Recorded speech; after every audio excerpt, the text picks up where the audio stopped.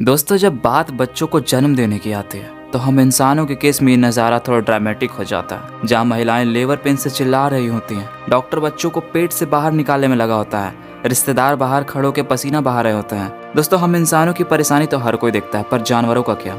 क्योंकि बच्चों को जन्म देते समय जानवरों को भी कई सारे अलग अलग परेशानियों से गुजरना पड़ता है। और फिर जब वो नए जीव को जन्म देते हैं तो ये नज़ारा वाकई में दिल को छू जाने वाला होता है। आज के इस वीडियो में हम आपको कुछ ऐसे ही एनिमल बर्ड्स दिखाएंगे। बस वीडियो में हमारे साथ अंत तक जरूर बने रहिएगा। नमस्कार दोस्तों, स्वागत है आपका हमारे चैनल अनस्किप रियलिटी हिंदी में। स्टिंगरे। दोस्तों, स्टिंगरे समुद्र की दुनिया में पाए जाने वाला एक ऐसा जानवर है जो पूरी तरह से विकसित बच्चों को जन्म देता है। मादा स्टिंगरे एक बार में 5 से 13 बच्चों को जन्म दे सकती हैं, लेकिन इनका बर्थ गिविंग प्रोसेस मैमल्स की प्रेगनेंसी जैसा बिल्कुल भी नहीं होता है। मादा स्टिंगरे अपनी प्रेगनेंसी के दौरान यॉक साइज के जरिए एम्ब्रियो में न्यूट्रिएंट्स को अब्सॉर्ब करती हैं और फिर माँ अपने बच्चों को न्यूट्रियस यूट्री लिक्विड या फिर कह लीजिए मिल्क प्रोवाइड करती हैं। जब स्टिंगरे की प्रेगनेंसी का टाइम पूरा हो जाता है तो बच्चे अपने माँ के शरीर में मौजूद सेल को धक्का देकर अपने आप को बाहर निकालने की कोशिश करते हैं और जैसे ही अपनी माँ के शरीर से निकल जाते हैं वैसे ही अपनी ज़िंदगी जीने के लिए पूरी तरह से स्वतंत्र यानी कि इंडिपेंडेंट हो जाते हैं और फिर अपने माँ के अपने बच्चों के किसी भी प्रकार की कोई जिम्मेवारी नहीं होती। पांडा। अब आप खुद ही बताइए कि भला इस बात पर कौन विश्वास करेगा कि विशालकाय पांडा के बच्चों का जन्म एक सेब के साइज में होता है। जी हाँ दोस्तों, जब मादा पांडा अपने बच्चों को जन्म देती है तो उसका साइज बहुत ही ज़्यादा छोटा होता है। यहाँ तक कि बच्चा बहुत ही कमज़ोर भी होता है और उसे दिखाई भी नहीं देता। इसलिए मादा पांडा को अपने बच्चे के बड़े होने तक उसकी पूरी देखभाल करनी होती है, क्योंकि बच्चा वाकई में बहुत छोटा और कमज़ोर होता है, जिससे अगर देखभाल ना मिले तो वो मर भी सकता है। और पांडा के घटते आबादी की वजह से किसी भी बच्चे का जन्म के बाद मरना बहुत बड़ा नुकसान समझा जाता है। इसलिए मादा पांडा कई दिनों तक लगातार अपने बच्चे की देखभाल करती है, उसे किसी भी प्रकार का नुकसान नहीं होने देती है और इस दौरान ये अपने बच्चे को 1 मिनट भी अकेला नहीं छोड़ती है, फिर चाहे पानी पीना हो या खाना खाना हो। इनका पूरा फोकस अपने बच्चे को जल्द से जल्द विकसित करने पर होता है। वेल्स। दोस्तों, सबसे पहले तो आप जरा वेल के इस बच्चे का साइज देखें। मतलब इस बड़े बच्चे को जन्म देना कितनी बड़ी चुनौती रही होगी, इसका अंदाज़ा आप लगा सकते हैं। अधिकतर मादा वेल अपने साइज से 1/3 साइज वाले बच्चों को जन्म देती हैं। हालांकि ग्रे वेल के बच्चे ब्लू वेल को बच्चों से हमेशा छोटे होते हैं। भले ही ये वेल विशालकाय मछली की तरह लगती हैं, लेकिन असल में ये मैमल्स होती हैं, यानी कि ये अपनी कोंख में बच्चों को रखती हैं और जिंदा विकसित हो चुके बच्चों को जन्म देती हैं। 9 से लेकर 16 महीने तक ये अपने बच्चों को कोंख में रखने के बाद एक मादा वेल अपने बच्चों को पानी के अंदर जन्म देते हैं।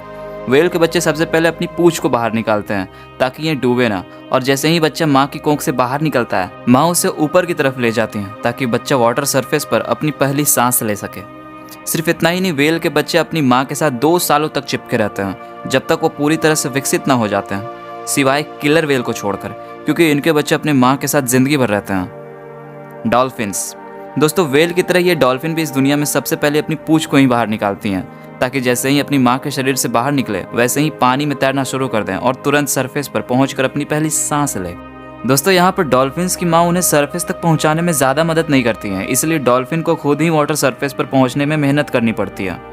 मादा डॉल्फिन एक समय में एक ही बच्चे को जन्म देती हैं। हालांकि डॉल्फिन का मॉर्टेलिटी रेट बहुत ही ज़्यादा है। ऐसे में अगर कोई डॉल्फिन अपने बच्चे को जन्म देती है तो उसका बच्चा अपनी माँ पर पूरी तरह से डिपेंडेंट होता है, जहाँ मादा डॉल्फिन अपने बच्चे को हर तरह के न्यूट्रिएंट्स प्रोवाइड कराती हैं ताकि वो जल्द से जल्द ग्रो कर सकें।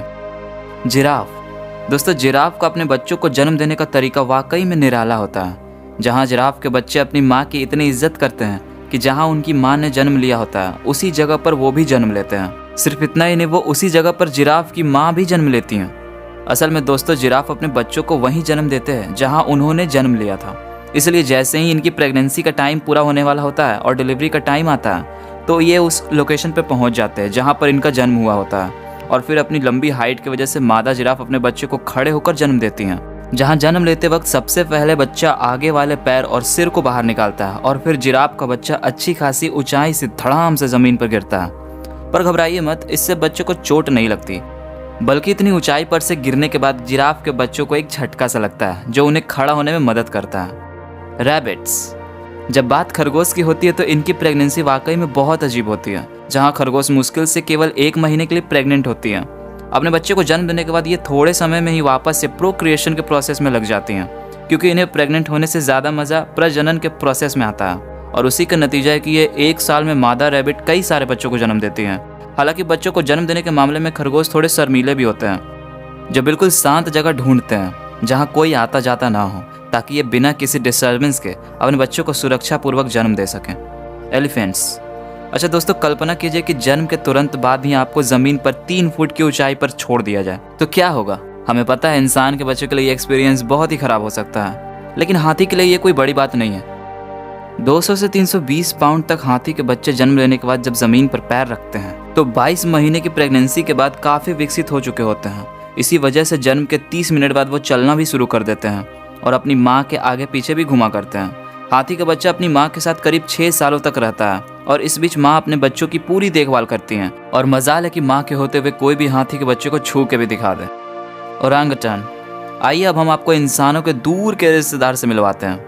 ओरांगटान की प्रेगनेंसी का पीरियड 8.5 महीने का होता है और जब इनका जन्म हो जाता है तो ये अपनी माँ पर पूरी तरह से डिपेंडेंट होते हैं, ठीक वैसे ही जैसे हम इंसानों के बच्चे होते हैं। शुरुआत में इनके बच्चे सर को भी सपोर्ट चाहिए होता है क्योंकि इनके गर्दन कमज़ोर होती है और उनको संभालना थोड़ा मुश्किल होता है। माँ अपने बच्चों का पूरा तरह से ध्यान रखती हैं जब तक उनके शरीर से सभी अंग मजबूत ना हो जाए। जब बात बच्चों की देखभाल की आती है तो मादा ओरांगटान किसी भी प्रकार का रिस्क नहीं लेती हैं और हर तरह से अपने बच्चों को सुरक्षित रखने की कोशिश करती हैं। टाइगर्स। दोस्तों, प्रेगनेंसी की अगर बात की जाए तो टाइगर्स से चुपके चोरी शायद ही कोई प्रेग्नेंट होता होगा, क्योंकि एक तो इनका प्रेगनेंसी पीरियड मात्र 3.5 महीने का होता है। ऊपर से इस पूरी प्रेगनेंसी पीरियड के दौरान इनका पेट बाहर ही नहीं निकलता है। सिर्फ आखिर के 10 से 12 दिन रह जाते तो इनका पेट बाहर की तरफ दिखने लगता है, लेकिन तब तक मादा टाइगर किसी शांत और अकेली जगह पर जाकर सेटल हो जाती हैं। दोस्तों, ये बड़ी बिल्लियाँ एक बार में करीब 3 बच्चों को जन्म देती हैं और कई बार तो ये संख्या 7 भी हो जाती हैं। पर हाँ, एक बात तो कहनी पड़ेगी कि टाइगर के बच्चे जब जन्म लेते हैं तो वाकई में बहुत ही क्यूट लगते हैं। अब बात करते हैं जंगल के राजा शेर की, जिनकी प्रेगनेंसी के बारे में शायद ही किसी को पता चल पाता होगा, क्योंकि अपनी प्रेगनेंसी को प्राइवेट रखने के मामले में ये टाइगर से भी 4 हाथ आ गया। जहाँ शेरनियाँ अपने प्रेगनेंसी को छुपाने के लिए अपने पूरे ग्रुप से 3 महीने के लिए अलग रहती हैं। अब आप बोलेंगे कि भला इतने लंबे समय तक अलग और अकेले रहने का क्या फ़ायदा? तो दोस्तों, बच्चा चाहे शेर का हो या फिर कुत्ते का, उसे प्रोटेक्ट करना हर माँ की सबसे पहली जिम्मेदारी होती है और अपने ग्रुप के साथ साथ गर्मा गर्मी वाली माहौल में कोई भी शेरनी अपने बच्चों की जान खतरे में नहीं डालना चाहती है, फिर चाहे उसके लिए उसे कुछ भी करना क्यों ना पड़े। एक शेरनी के लिए उसके बच्चे बहुत ही ज़्यादा ज़रूरी होते हैं। वैसे तो शेरों के पूरे ग्रुप को ही प्रोटेक्शन मिलती है, लेकिन बच्चों को खास कर ही प्रोटेक्ट किया जाता है। तो दोस्तों, हमें पूरी उम्मीद है कि आपको ये वीडियो हमारा बहुत पसंद आया होगा। वीडियो पसंद आया हो तो लाइक ज़रूर करें और चैनल पर नए हो तो सब्सक्राइब किए बिना तो जाना मत। मिलते हैं नए वीडियो में किसी नए टॉपिक के साथ। तब तक के लिए bye and thanks for watching.